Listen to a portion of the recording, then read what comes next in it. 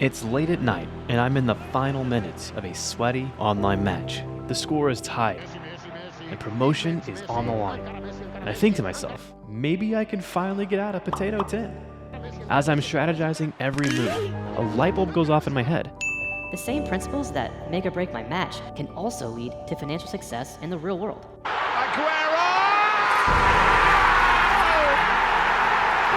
So today, I'm going to uncover how playing EAFC 24 can actually teach you some incredible financial tips. Here's the kicker. Within the first couple minutes, I'm going to reveal a golden tip that I think will not only change the way that you play FIFA, but more importantly, help you make more money in the real world. Okay, the first thing that we're going to cover today is market research. In EAFC, you have the opportunity to buy players to strengthen your squad during the transfer period. But here's the deal. Even if you find a player that you'd like to buy, you most likely don't want to do that right away. Here's why. Their stats will look like this and have a bunch of unknowns, and if you try to buy the player flying blind, you could really upset the club with a bid that's not even close to their valuation, and then they'll block you from further negotiations. And if you somehow get past the club, you could then annoy the player with a wage structure that is nowhere near what they were expecting. To gain knowledge about a player's stats, you have to send a scout to check that player out first. Once the scout's done, it should look more like this, with everything filled in. And then when you go to negotiate, you have much more information about the club and the player and what they're both wanting. And that will help you get more deals done. The same thing happens in the real world. If you try to buy assets that you don't understand or you haven't scouted, Thank you. then you might be making a big mistake. I know this is true because I have done this. I was wanting to buy a house to use as a rental a few years back, and the market was so hot that properties were getting a crazy number of bids on them. So to sweeten the offer, I waived inspections and basically said I didn't care what was wrong with the house, and I bought it anyway. Well, I should have at least had a contractor walk the house with me or something, because that house ended up being a total limit. It cost me thousands of dollars in the end because I didn't do my homework or scouting up front. So make sure before you dive into something that you understand what you're getting into first by doing your research and scouting it out. And hopefully, you save yourself a ton of money in the end. Next up, we have a lesson that is hidden in both EAFC and finances, and it's about value investing. So whether you're playing FIFA or you're managing your investments, being able to spot undervalued assets is a skill that can make you a ton of money. In EAFC, you've probably come across a player that may not be the most famous or be super flashy, but on the pitch, they can deliver top performances for your team.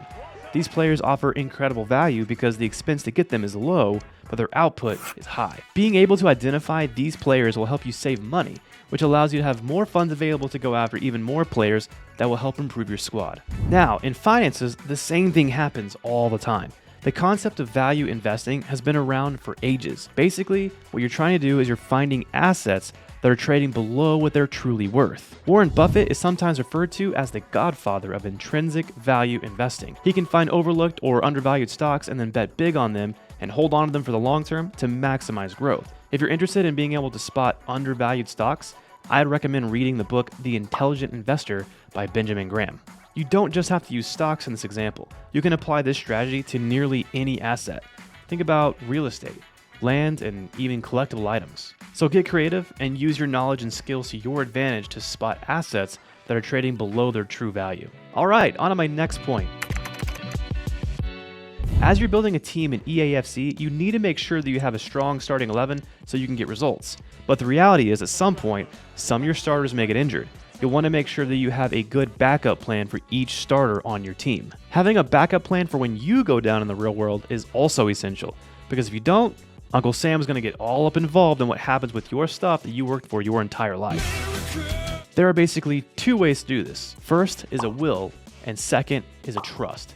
If you have a will, you can lay out exactly where you want your assets to go after you die, but you will still have to go through a process called probate for all that to happen. Probate is basically the legal process for reviewing someone's assets after they die and then determining who inherits what. Probate can take anywhere from like a few months to an entire year, which doesn't even surprise me considering the fact that we're talking about the government here. I have a joke for you. The government in this town is excellent and uses your tax dollars efficiently. So a will can help you get the job done, but you can avoid probate altogether if you have a trust. If you have a trust, the assets will actually transfer immediately. There's no probate, and everything that happens stays private, which is really nice. Take that, Uncle Sam! The only downside is that trust can actually be a little bit pricey. I have a couple attorneys in my building where I work, and they both quoted me around $3,800 to put together a trust. But even with the cost, once you have some assets in a home, you need to consider getting a trust to make sure that your stuff goes where you want it to go. The other thing to consider here are potential sizable tax benefits as well. So be sure to talk to your CPA to discuss those tax advantages that a trust can offer you. On the flip side, wills are quite a bit cheaper at around a few $100. So just like in EAFC, you'll need to have a backup plan if your starter goes down or if they are tired from a run of games. Just like in the real world, you'll want a trust or a will for when you eventually go down to protect yourself, your assets, and your family. Okay, on to our next tip, which is net worth tracking. If you look at the club tab in EA Sports Ultimate Team, you'll see a leaderboard tab where you can actually see how much your club is worth. You can affect your club's value in a lot of different ways. You can bring in high-profile players, winning matches can help you with challenges where you're rewarded with player packs, and selling players for a profit are all ways you can increase your club's value. If you're the owner of a club, the club's value is one of the most important metrics out there. It goes the same in the real world. So if you're the owner of your own finances, your net worth is something that you should track regularly. Your net worth is a great indicator of your overall financial health because it accounts for not only your assets, but also your liabilities. To figure out what your net worth is, first you just need to add up all of your assets. So this would be things like your cash, investments, your home's value if you own it. And then you'll want to subtract all your liabilities. So that'd be things like your credit card debt, car loans, your mortgage, basically anything that you owe money on. Then you'll be left with your net worth. An app that I like to use to help me track my net worth is called Betterment, and I'll leave the link in the description for that. You can even set goals to improve your net worth. It's honestly a lot of fun watching your hard work pay off over time. So just like in EAFC, keeping track of your club's value is important, and so is tracking your net worth in the real world. All right, next point. How could we have a video about learning finances by playing EAFC without talking about the finance section in career mode? It shows you the financial health of your club in a version of a profit and loss statement. It's got your revenue and then your expenses, which are subtracted from your revenue to get your club's profit. So essentially, EAFC is actually beginning to teach you about the basics of financial statements.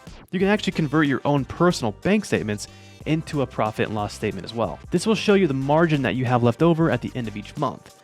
I like to know what this number is so that I can make sure that I'm hitting my financial goals that I set every single year. To calculate your own profit and loss, it's actually pretty simple.